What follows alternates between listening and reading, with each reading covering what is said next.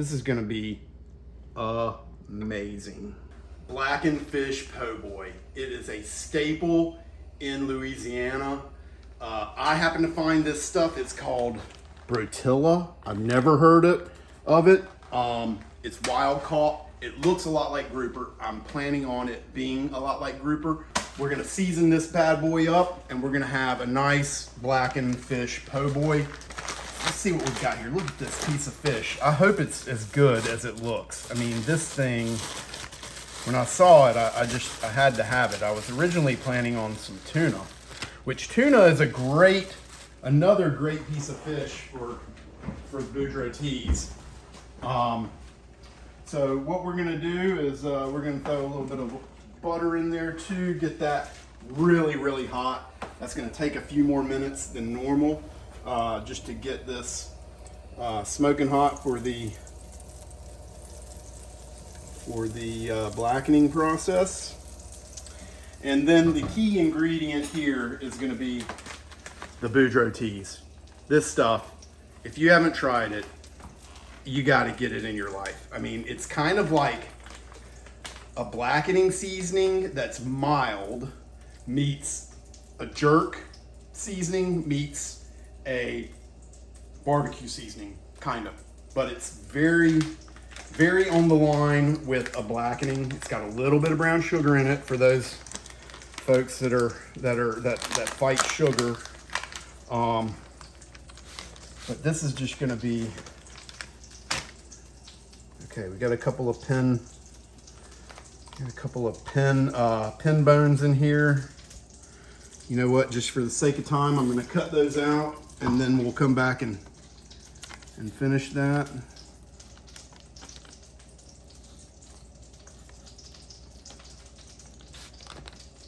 I have to talk to my fishmonger about that. He should have cut those out. Look at that piece of fish though. It's not gorgeous. All right, so now the important part.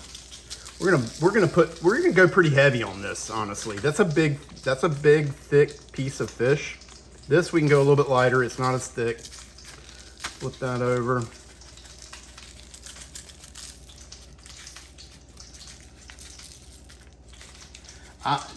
To be honest, I don't think I've ever used too much of this seasoning on anything. It just is so good and well balanced. You're just gonna love it. Now, of course, I mean, you can overdo anything, right? But that's a good amount right there. I love it on chicken wings. I love it on anything blackened, red fish, tuna, salmon, again, chicken, really anything that you want with this flavor on. And if you want it as a jerk seasoning, you can get it to kind of be a little bit like a jerk seasoning. This butter has melted. It's kind of starting to caramelize a little bit. It's got a little bit of smoke coming off. You know, if we're doing a traditional blackening, I really like to be outside typically because it's going to get really smoky in here really quick. But this is getting to the point where it's getting screaming hot, and we're just gonna go straight on there. Let's see. All right, it could probably go a little bit hotter, honestly, but you know, we're in a hurry. We're planning this party. Gotta do it. Okay, hey, you know, you never have time wasted in the kitchen.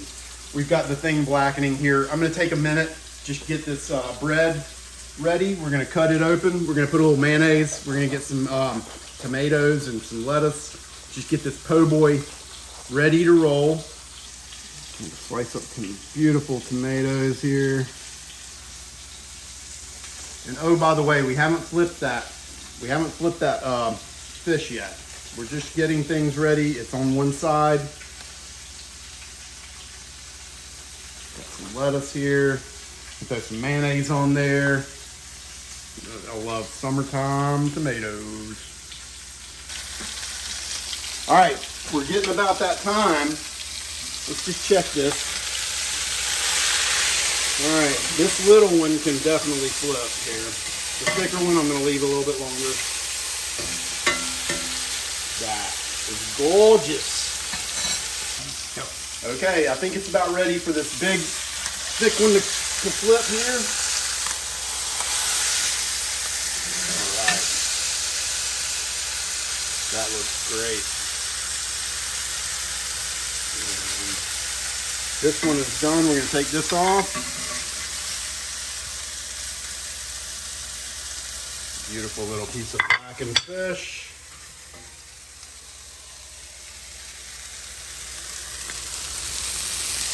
All right, you heard me say I've never cooked this fish before. It very much looked like a grouper. It flakes like a grouper or like cod, kind of. Let's see what this stuff tastes like before we throw it on our po' boy. But gosh, I gotta think it's gonna be good.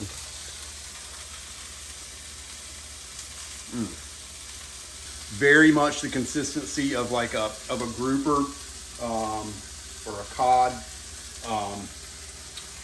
Very flaky, white, juicy, great flavor. All right, we're turning off the heat. We're just gonna let this thing, not quite done in the middle, you know, this is a big piece of thick fish.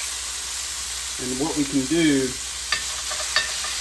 since we've got that po' boy, it's gonna fall apart right there anyway. And then we can see what's it look like on the inside there. We're almost done. In fact, I can probably pull this little piece off.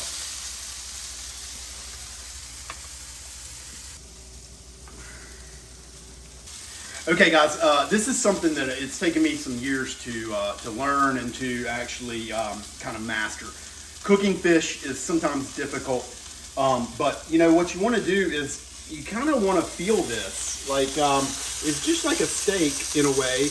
You can kind of feel how done the center is by poking it, you know. And with definitely with steak, you know, if you've got this, if you feel that right there when you touch your finger to your thumb to your pinky finger, that's going to be well done. And then it's going to soften up as you touch this. So the pointer finger and the thumb, that's going to be rare.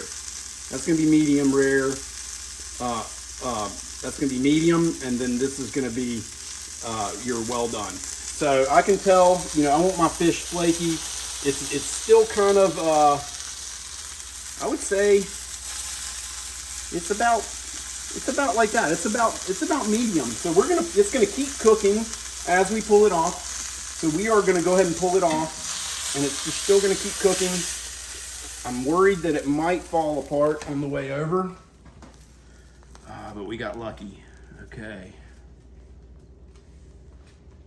All right, so now, how awesome does that look? Your guests are gonna be so impressed. And that literally took maybe 5 minutes, maybe. The hardest part is gonna be getting these tomatoes on there. Let's just do this, I guess.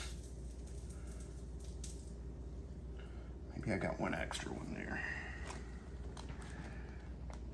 All right, and then we can just slice that into handhelds, all right?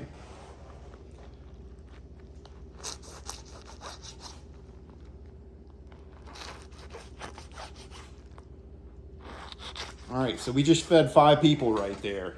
1 piece of fish. This is gonna be amazing. I'm going for it. It's gonna juice. I'm gonna eat it over the sink.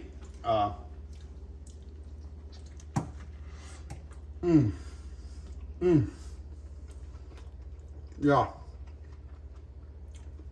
That's for real.